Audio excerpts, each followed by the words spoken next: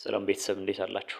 ባለፈው ክፍለ ትምህርታችን የአማርኛ እንግሊዘኛና ዋይ ፊደላትን ተመልክተን ነበር ማለት ነው። ከጀምረን ለን ድምጾችን የእንግሊዘኛ ድምጾችን ከመጀመሩ ጀምረን እንዴት ይነበባሉ የሚሉትን ያየንበትን ቪዲዮ ባለፈው ቪዲዮ ሰርችላችኋለሁ። ዛሬ ደግሞ ከባለፈው ከቆምንበት የምንቀጥል ይሆናል ማለት ነው። ዩቲዩብ ቻናሉን ሰብስክራይብ በማድረግ በየቀኑ የሚለቀቁ ቪዲዮዎች እንዲደርሳችሁ ሰብስክራይብ በማድረግ ጀምሩ። በቀጥታ መማር የምትፈልጉ ደግሞ ከታች ባስቀምጥላችሁ የስልክ አድራሻ ብትደውሉ በቀጥታ ይደርሰኛል መማር ትችላላችሁ ማለት ነው። ስለዚህ በባለፈው ያየናት የእንግሊዘኛ ፊደል ድምጽ ዲ ነበረች ማለት ነው። እዚህ ጋር እንግዲህ ዲ ስንጠራት ዲ ብለን እንጠራታለን። ድ የሚል ድምጽ አላት ማለት ነው። ስለዚህ ከላይ ባየናቸው አምስቱን ቫውሎች ስንጨምር እቺ ዲ ምን አይነት ድምጽ ይኖራታል የሚለውን በባለፈው ክፍል ቪዲዮ ተመልክተን ነበር ማለት ነው። ዛሬ ማሳያችሁ እስኪ በዚች በዲ ወይም ደግሞ ዲ ብለን በመነጠራት ድምጽ ቫውሎችን ስንጨምር ምን አይነት ወርዶችን ደግሞ ቃላቶችን መመስረት እንችላለን የሚለውን ማሳያችሁ ይሆናል ማለት ነው። ቪዲዮ ከተመቻችሁ ላይክ አድርጉ። የሚስተካከል ነገር ካለው ብላችሁ ካሰባችሁ ደግሞ ኮሜንት ቦታ ላይ አስቀምጡልኝ። ለሌሎች እንዲደርስ ካሰባችሁ ደግሞ ሼር እንድታደርጉላቸው ጋብዛችኋለሁ ማለት ነው። ስለዚህ እቺ ዲ የምትባለው የአማርኛ የእንግሊዘኛ ፊደል ማለት ነው። እዚህ ጋር መጀመሪያዋ ዲ ናት። እዚህ ጋር ከአምስቱ ቫውል መካከል ኦን ጨመር ማለት ነው። ኦን ስንጨምር ዶ የሚል ድምጽ ይኖራታል ማለት ነው። ስለዚህ ዲ ከዲ ላይ ኦን፣ ምክንያቱም በባለፈው ስለ ቫውሎች ስንማር ኢን ከጨመርን የመጀመሪያ ፊደላትን የሚመሰርቱልን፣ ዩን ከጨመርን ደግሞ ሁለተኛ ፊደላትን፣ አይን ከጨመርን ሶስተኛ ፊደላትን ይጨምሩልናል፣ ኤን ከጨመርን ደግሞ አራተኛ ፊደላትን ይመሰርቱልናል ብለናል። ኢን ከጨመርን አምስተኛ፣ ኮንሶናንቱ ብቻውን ከሆነ ደግሞ ስድስተኛ ፊደላት ነው የሚሆኑት ማለት ነው። ኦን ከጨመር ሰባተኛ ፊደላትን ይመሰርቱልናል ብለን ተነጋግረን ነበር ማለት ነው። ስለዚህ እዚህ ጋር እንደምትመለከቱት ከዲ ጋር ማንን ጨመርኩ ማለት ነው። ኦን ስጨምር እዚህ ጋር ዶ ሚል ድምጽ ይኖረዋል ማለት ነው። እዚህ ጋር የምትመለከቷት ጂ ብቻዋን ናት። እንደ ጊ ሚል ድምጽ ይኖረዋል እንግሊዝኛውን። ስለዚህ ዲ ኦ ጂ ዶግ ሚል ድምጽ ይኖረዋል ማለት ነው። ወይም ደግሞ ሲነበብ ዶግ ብለን እንጠራዋለን ማለት ነው። ተመልከቱ፣ ትርጉሙ እዚህ ጋር ውሻ ማለት ነው፣ ዶግ። ስለዚህ እቺ የዲ ድምጽ ናት ማለት ነው። እዚህ ጋር ደግሞ ተመልከቱ፣ ዲ ኦ። አሁንም እዚህ ጋር ከዲ ላይ ኦን ስለጨመር ኔክድ ዶ የሚል ድምጽ ነው የሚኖረው ማለት ነው። ቀጥሎ የምናገኘው ኤል ነው። እዚህ ጋር ዳብል ኤል ነው የሚሆነው ብዙ ጊዜ። እዚህ ጋር ግራ እንዳያጋባችሁ የምፈልገው ነገር ሁለት ቫውሎች ተከታትለው ሊመጡ ይችላሉ ማለት ተመሳሳይ ቫውሎች ማለት ነው። ለምሳሌ ይሄን አሁን አንድ ሰው ዶል ብሎ ሊጽፍ ይችላል። ምክንያቱም ኤል ብቻዋን አንድ ኮንሶናንት ናት፣ ሌላኛው ደግሞ ኤል ደግሞ ሌላ ኮንሶናንት ናት ማለት ነው። ስለዚህ ሲደጋገሙ በእርግጥ አንዳንዴ ሁለቱም እንደ ድምጽ የሚነበቡበት አጋጣሚ ይኖራል። ግን አብዛኛውን ጊዜ እነዚህ ሁለቱ ኮንሶናንቶች ተደጋግመው ከመጡ ያ ቃል ጠብቆ ይነበባል ማለት ነው። ስለዚህ አሁን እዚህ ጋር ዶል ስንል ዶል ኤል ጠብቆ ይነበባል ማለት ነው። ስለዚህ እዚህ ጋር ዶል ብለን እንጠራዋለን ማለት ነው። ሲነበብ አስቀምጬላችኋለሁ ከጎን እዚህ ጋር በአማርኛ ሲነበብ ምን አይነት ድምጽ ይኖረዋል የሚለው ጋር እዚህ ጋር ተመልከቱ። ዶል፣ ሁለቱ ኤል ባንድ ላይ እንደ ሊ ነው የምናነባቸው ማለት ነው። ስለዚህ ይሄ ጠበቅ ብሎ ይነበባል እንደማለት ነው እንጂ ሁለቱንም ዶል አድርገን አንጽፍም ማለት ነው። እንደዚህ አይጻፍም። ስለዚህ ዶል ብለን እናነባዋለን። ትርጉሙ እዚህ ጋር አሻንጉሊት የሚል ድምጽ ወይም ደግሞ ትርጉም አለው ማለት ነው። ስለዚህ ዶል አሻንጉሊት ማለት ነው። ሌላ እዚህ ጋር የምናየው በሶስተኛ ደረጃ የምናየው ድምጽ ደግሞ እዚህ ጋር ዲ አለች፣ ኦ ተመሳሳይ ናቸው ቅድም ካየናቸው ጋር። ስለዚህ እንደ ዶ ይነበባል። ኤን ብቻዋን ን የሚል ድምጽ አላት ከላይ እንመለከታለን። ኬኢ ኬ የሚል ድምጽ አላት። ዋይ ብቻዋን ይ የሚል ድምጽ አላት ማለት። ስለዚህ ዶንኬ ሲነበብ ማለት ነው። ዶ ዴ ኦ ነው እዚህ ጋር የምትመለከቱት። ኤን ብቻዋን ን ናት። ኬኢ እንደ ኬ ትነበባለች። ዋይ ብቻዋን እንደ ይ። ስለዚህ ዶንኬ የሚል ድምጽ ይኖረው ሲነስር እናነበው ዶንኬ ብለን እናነባዋለን ማለት ነው። ትርጉሙ አህያ ማለት ነው።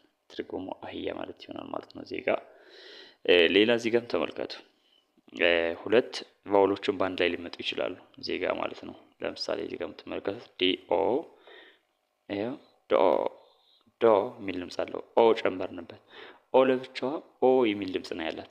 እንዳትጽፉ ከዚህ ጋር በኋላ ስለማስተካከልላችሁ በኋላ ትጽፉታላችሁ። ስለዚህ አሁን ይሄ ስንጽፈው በትክክለኛው ዶ ሆነ። ዜን አንድ ኦ ብቻዋን አለች። ኦ ደግሞ ብቻዋን እንደ ኦ ነው የምትነበው። ይኸው ዶ አር ብቻዋን እንደ ር ትነበባለች ማለት ነው። ስለዚህ ዶር። ስለዚህ ዶር ማለት ዶ ብቻዋን ከዚያ ኦ ከዛ ር አለች። ስለዚህ ይሄ ዶ በጣም ጠብቃ ትነበባለች እንደማለት ነው። ስለዚህ ይሄን ኤን አጥፍተን ስንጽፍ በአማርኛ የአማርኛ ህግ ስለሆነ ጠብቆ የሚነበብ ከሆነ አጥብቀን ማንበብ ነው እንጂ አንደጋግምም ቃላትን። ምናልባት እዚህ ጋር ኦሮሞኛ ቋንቋ ወይም ደግሞ ኦሮሞኛ ንግግር ላይ ብዙ ጊዜ ይጻፋሉ እንደዚህ የሚጠብቁት አጥብቀን በድምጽ ሳይሆን አጥብቀን የምንላቸው ቃላቶቹን እንጽፋቸዋለን። እዚህ አማርኛ ጋር ግን ብዙ አይደጋገም ጠብቆ አጥብቀን በቃላችን ማለት ነው። ስለዚህ ይሄ ዶር ሚል ድምጽ አለው። ዶ ግን ጠብቃ እንትን ዶ ይሄ ነዛሪ የሚባለው የቋንቋ ድምጽ ማለት ነው። አማርኛ ቋንቋ ላይ በደንብ ትማሩታላችሁ። ስለዚህ ዶር ሚል ድምጽ ይኖረዋል ማለት ነው። ትርጉሙ በር ማለት ነው። ስለዚህ እነዚህ በዲ ቤት የመሰረት ናቸው ቃላቶች ናቸው ማለት ነው። ስለዚህ እቺን ድል የተለያዩ ተነባቢዎችን በመጨመር ቃላትን መሰረት እንችላለን ማለት ነው። ሌላ እዚህ ጋር መለስ ብላችሁ የምናገኛት ከዲ ቀጥላ የምናገኛት ድምጽ ደግሞ ከዲ ቀጥላ የምናገኛት ድምጽ እዚህ ጋር ፍ ናት። ተመልከቱ ጂ ኤፍ ናት በእንግሊዝኛ ስናነባት። ኤፍ ደግሞ ፍ የሚል ድምጽ ይኖራታል ማለት ነው። በአማርኛ እዚጋ ስናነባት ኤፍ ብለን ነው የምናነባት። ስለዚህ ይችም ተመሳሳይ ናት ማለት ብዙ ልዩነት አይኖራትም። እዚህ ጋር ጽፌ ላሳያችሁ በምሳሌ እንግዲህ ይህቺ ድምጿ ፍ ከሆነ እንግዲህ ፍ ነው ድምጿ ብለናል ማለት ነው። ይህቺ ኤፍ ማለት ነው። ስለዚህ እንደ ትልቋ ስፋት እንደዚህ ናት ኤፍ። ስለዚህ ይህን ስጨምርባት የመጀመሪያ ፊደል ትሆናለች ማለት ነው። ይህን ስጨምርባት አይን ስጨምርባት ኤን ስጨምር ኢን ስጨምር ኤፍ ብቻዋንማ ኤፍ ኦ ሲሆን አሁን ይቺኛዋ የግድ ኢን ስለጨመርኩባት የመጀመሪያ ፊደል ነው የምትሆነው ማለት ነው። ስለዚህ ይቺ ስትነበብ ግዴታ ፈ ተብላ ትነበባለች ማለት ነው። ይቺ ሁለተኛዋ ደግሞ ታች ላድርግላችሁ ግራ እንዳያጋባችሁ ማለት ነው።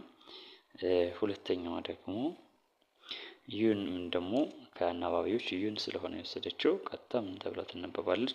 ፉ ተብላ ትነበባለች ማለት ነው። ሶስተኛዋ እዚህ ጋር ኤፍ ቀጥታ የወሰደችው አይን ስለሆነ ሶስተኛ አናባቢ ነው የምትሆነው ማለት ነው። ስለዚህ እቺ ፊ የሚል ድምጽ ይኖራታል ማለት ነው። ፊ ትሆናለች ማለት ነው። አራተኛው እዚህ ጋር አራተኛዋ ድምጽ ደግሞ ኤን ነው የወሰደች። ስለዚህ እቺ ፋ የሚል ድምጽ ይኖራታል።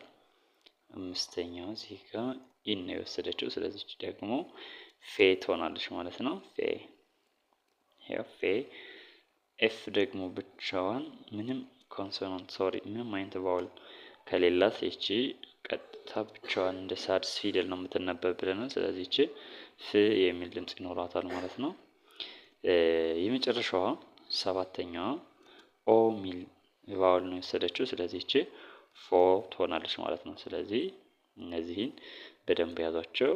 ፍ ሚል ድምጽ አላት ማለት ነው። ኤፍ ምናልባት እዚህ ጋር ኤፍ የሚለው ድምጽ ላይ የተለያዩ ቫውሎችን ስትጨምሩ የፈ ዝርያዎችን መመስረት ትችላላችሁ ማለት ነው። ስለዚህ በዚህ ልክ ነው የምናነበው ማለት ነው። ይሄን እነዚህን ትይዛላችሁ ማለት ነው። ስለዚህ ድምጿ ይቺ ፍ የሚል ድምጽ አላት ማለት ነው። እስኪ ምናልባት ምሳሌ እስኪ ፎር እዚህ ጋር ለምሳሌ በእያንዳንዱ እንመለከታለን ማለት ነው። እስኪ አንድ ሁለት ምሳሌ ላስቀምጥላችሁ። ፎር ኤግዛምፕል እስኪ በኤፍ የሚጀምር አንድ ወርድ ለምሳሌ ፎክስ የመጻፍ በፈለገው ፎክስ እዚህ ጋር ትርጉሙ ቀበሮ ማለት ነው። እዚህ ጋር ቀበሮ ሚል ትርጉም ነው ያለው ፎክስ ማለት ነው። ስለዚህ እስኪ ፎክስ ብዬ ለመጻፍ ማን ልጠቀም? እዚህ ጋር ተመልከቱ። እንግሊዘኛ ላድርገውና የግድ ድምጹ ፍ ስለሆነ ድምጹ ኤፍ የግድ አትቀርም ማለት ነው።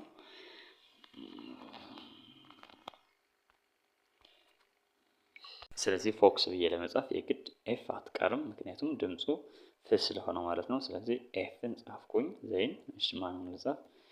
ፎክስ አሁን ሰባተኛ ፊደል ነው። ስለዚህ የሚጨመረው ቫውል ደግሞ ኦ ነው። ይሄ ፎ። ኦኬ አናባቢዎች ጋር እንግዲህ ቀጥሎ ያለው ክስ የሚለው ነው።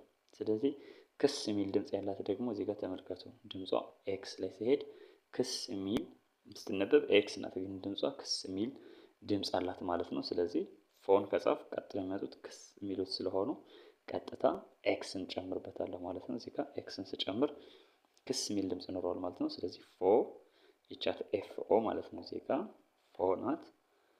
ኦኬ ተመሳሳዮችን ተመሳሳይ ከለር ላድርግላችሁ። ይኸው ፎ ማለት ነው። እቺ ብቻዋን ማለት ነው።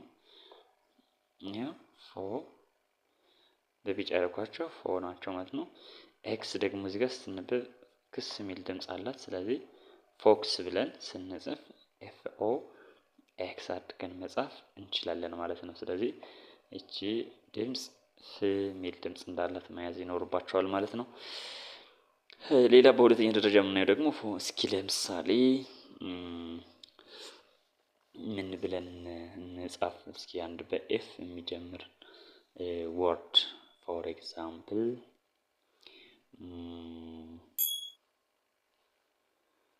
ፎሎ ብለን እንጻፍ። እስኪ እዚህ ጋር ደጋገምኩት። በእርግጥ ፎሎ ፎሎ ፎሎ ለምሳሌ በአማርኛ እንጻፍላችሁ። እዚህ ጋር ፎሎ ፎሎ ብዬ ለመጻፍ ለምሳሌ አሁን እዚህ ጋር ምንድነው የማደርገው? ኦኬ በፊት ላድርግላችሁ የእንግሊዝኛ። እንግዲህ ፎ ስለሆነ የግድ ኤፍ ኦ ነው የሚሆነው ማለት ነው። ኤፍ ኦ ፎሎ ሎ ይሄ ጠብቆ ስለሚነበብ ዳብል ይሆናል ማለት ነው። ሎ ስለሆነ ኦ እንጨምራለሁ። ው ከሆነ መጨረሻው ይሄው ፎሎ እለዋለሁ ማለት ነው። ትርጉሙ መከተል እንደማለት ነው እዚህ ጋር ማለት ነው። በአማርኛ ስናስቀምጠው ትርጉሙ ፎሎ መከተል እንደማለት ነው። ፎሎ ካል ማለት ነው። ፎሎ ሚ ተከተለኝ እንደማለት ነው። ስለዚህ ይሄ ትርጉም ይኖረዋል ማለት ነው። ይሄ ሰዎች ኤፍ ድምጽ ፍ ተብላ ትነበባለች ማለት ነው። ቀጥላ የምናገኛት ደግሞ የጂ ድምጽ ናት ማለት ነው። እዚህ ጋር ተመልከቱ። ጂ እቺኛዋ በእንግሊዝኛ ኢ ኤፍ ጂ ብለን የምንጠራቸው ማለት ነው። እቺ ግ ሚል ድምጽ አላት። ግ ሚል ድምጽ ምናልባት አናባቢዎችን እንደ ሀ ኤች ኢ ኤች ዩ ምናምን ብላችሁ ከምትሸመድዱ ድምጻቸውን መያዙ ይበልጥ እንግሊዘኛ ለማንበብ ያስችላችኋል ማለት ነው። ስለዚህ እቺ ጂ ግ የሚል ድምጽ አላት። ግ የሚል ድምጽ አላት ማለት ነው። ስለዚህ እስኪ ታችን እንመልከታት እንውሰድና እዚህ ጋር ኦኬ እንግዲህ እቺ ጂ ናት በእንግሊዘኛ ማለት ነው። ያው ሌተሮችን ስለምታውቋቸው ሶሪ ጂ ናት እቺ ጂ ካፒታል የልጻፋት አሁን እቺ ግ የሚል ድምጽ ነው ያላት። ግ የሚል ማለት ነው። ያ እንመልከት እስኪ ግ የሚል ድምጽ አላት። ስለዚህ ከጂ ላይ ቅድም ልክ ኤፍ ላይ እንዳየናቸው ማለት ነው። ጂኢ ሲሆን የግድ ግ ነው የሚሆነው ግ ይሆናል ማለት ነው። ጂኢ ከሆነ ግ ነው። ጂዩ ከሆነ ጉ ነው። ጂአይ ከሆነ ጊ ነው ማለት ነው። ጂኤ ከሆነ ጋ ይሆናል ማለት ነው። ጂኢ ከሆነ ጌ ይሆናል። ጂ ብቻዋን ከሆነ ግ ናት። ጂኦ ከሆነ ጎ ይሆናል ማለት ነው። ስለዚህ እስኪ እያንዳንዳቸውን እንመልከታቸው፣ እንዴት ብለን እናነባቸዋለን የሚለውን ማለት ነው እንመለከታቸዋለን። ስለዚህ እዚህ ጋር በእርግጥ ይሄን መደጋገም አያስፈልግም። አንድ ጊዜ ቫውሎችን ይህ የምትጨመረው ከየትኛው ከአንደኛ ነው ከሁለተኛ ነው የሚለውን ከያዛችሁ ይሄን መደጋገም አያስፈልግም። እንደውም ምናልባት ተጀማሪዎች ካሉ ብዬ ነው እዚህ ጋር መደጋገምላችሁ። ስለዚህ አሁን ገ ነው የሚሆነው ማለት ነው።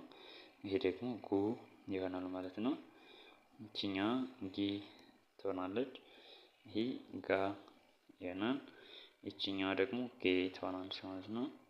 እቺ ብቻዋን ደግ ነው የምትነበብ። ጂኦ ደግሞ ደጎ ትነበባለች ማለት ነው። እስኪ አሁን እነዚህን በቃላት አስገብተን እንመልከታቸው። ፎር ኤግዛምፕል እስኪ ጎ ብዬ ልጻፍ። እስኪ ጎ እዚህ ጋር እንግሊዝኛው እንዲቀደም ጎ ማለት እዚህ ጋር ትርጉሙ መሄድ ማለት ነው። ጎ እዚህ ጋር ትርጉሙ አንድ ፊደል ብቻ ማለት ነው። መሄድ ማለት ነው። ስለዚህ ጎ ብዬ ለመጻፍ እዚህ ጋር የምጠቀመው እንግሊዝኛ ምን ይሆናል ማለት ነው? ጂኦ ማለት ነው። ስለዚህ እዚህ ጋር ጂኦ ብዬ ጽፋለሁ ማለት ነው። ትርጉሙ መሄድ የሚል ትርጉም ይኖረዋል ማለት ነው። ስለዚህ ሌላ እስኪ ፎር ኤግዛምፕል ምን ብዬ መጻፍ እችላለሁ? ጎድ ብዬ መጻፍ እችላለሁ እዚህ ጋር ጉድ ጎድ ጎድ አሁን ጎድ አሁን ይሄ ስንጽፈው በትክክል በአማርኛ እንጽፈው ካል ጎድ ጎድ ይሆናል ማለት ነው። ግን ጠበቅ አድርገን ኦን ብቻ መጥራት ነው ጎድ። ስለዚህ ጎድ ብለን እንጠራዋለን ማለት ነው። ጎድ ጥሩ እንደማለት ነው። እዚህ ጋር ጎድ ካልን ማለት ነው በአማርኛ እዚህ ጋር ጥሩ እንደማለት ነው ስናነበው ማለት ነው። ስለዚህ እነዚህን ቫውሎችን ከአንደኛ ከሁለተኛው ከሶስተኛው ላይ በመጨመር ቃላቶችን መመስረት ወይም ደግሞ ማንበብ እንችላለን ማለት ነው። በሌላ ክፍል ቪዲዮ ደግሞ ሌሎች ድምጾችን የምንመለከት ይሆናል ማለት ነው። ቪዲዮን ከወደዳችሁት ላይክ አድርጉ። ሌላ ተጨማሪ እንድሰራላችሁ የምትፈልጉት ካለ ወይም ደግሞ መስተካከል አለበት የምትሉት ነገር ካለ ኮሜንት ቦታ ላይ ያስቀምጡልኝ።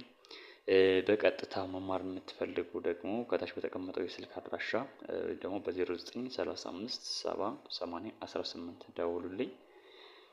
ለጓደኞቻችሁ እንዲደርስ ከፈለጋችሁ ሼር አድርጉላቸው። ሌላ